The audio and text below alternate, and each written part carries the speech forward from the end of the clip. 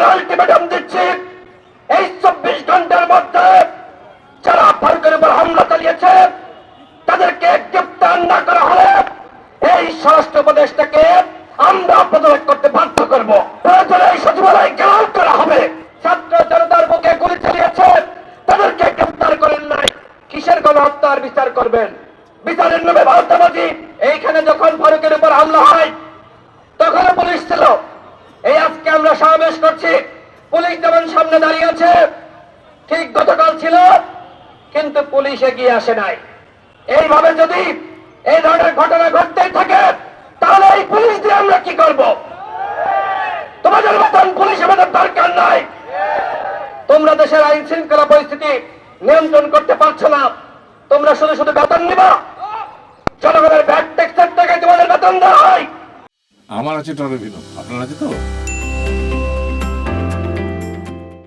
সুতরাং জনগণের জান মালের নিরাপত্তা তোমাদেরকে নিশ্চিত করতে হবে। আমরা স্বরাষ্ট্র উপদেষ্টাকে 24 ঘন্টার আলটিমেটাম দিচ্ছি, এই 24 ঘন্টার মধ্যে যারা ফারুকের উপর হামলা চালিয়েছে তাদেরকে গ্রেপ্তার না করা হলে এই স্বরাষ্ট্র উপদেষ্টাকে আমরা পদত্যাগ করতে বাধ্য করবো। প্রয়োজনে এই সচিবালয় ঘেরাও করা হবে। যে সকল উপদেষ্টারা জনগণের পালস বুঝে জনগণের কল্যাণে কাজ করবে না তাদের মতো উপদেষ্টার আমাদের প্রয়োজন নাই।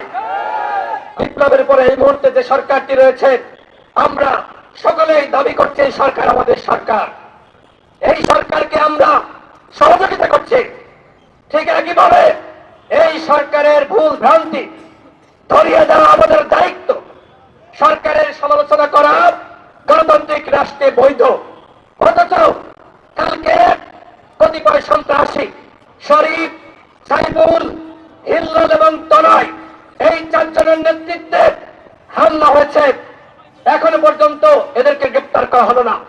এরা চক্ষু বিজ্ঞান হাসপাতালে বসে বসে লাইভ করছে, ঠিক সেইখানকার ক্যান্টিনের ঠিকাদারি নিয়েছে।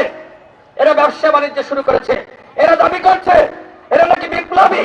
ছাত্র জনতার বুকে গুলি চালিয়েছে তাদেরকে গ্রেপ্তার করেন নাই, কিসের গণহত্যার বিচার করবেন? বিচারের নামে ভারতবাজি। এই প্রশাসন বাংলাদেশের জনগণ মেনে নিবে না। আপনারা বলছেন আসামি যদি উপস্থিত না থাকে তাও আমরা রায় দিয়ে দিব। বন্ধুগণ, শুধুমাত্র রায় ঘোষণা করলে কি বিচার হয়ে গেল? এই সরকারকে স্পষ্টভাবে বলতে চাই, শেখ হাসিনাকে ভারত থেকে বাংলাদেশে ফিরিয়ে আনতে হবে, ওবায়দুল কাদেরকে ফিরিয়ে আনতে হবে। গণহত্যার মাস্টার মাইন্ডরা ভারতে থাকবে, আপনারা বাংলাদেশে বসে রায় ঘোষণা করবেন। বিচারের নামে চতুর পুতুর আমরা মানব না। কথা স্পষ্ট কথা। আপনাদেরকে বলেছিলাম বিপ্লবী সরকার হন, আপনারা বিপ্লবী রূপ ধারণ করতে পারেন নাই। সুতরাং আপনারা যদি এখনো জনগণের কাজ না করেন কিন্তু আমাদের যা করণীয় আমরা তাই করবো। টরেভিনোর পরিশোধিত পানি বুয়েট পরীক্ষিত, যা জাপানের নাম্বার 1 ব্র্যান্ড, 40টি দেশের 30 কোটিরও বেশি মানুষের আস্থার প্রতীক। পানির ডাক্তার টরেভিনো।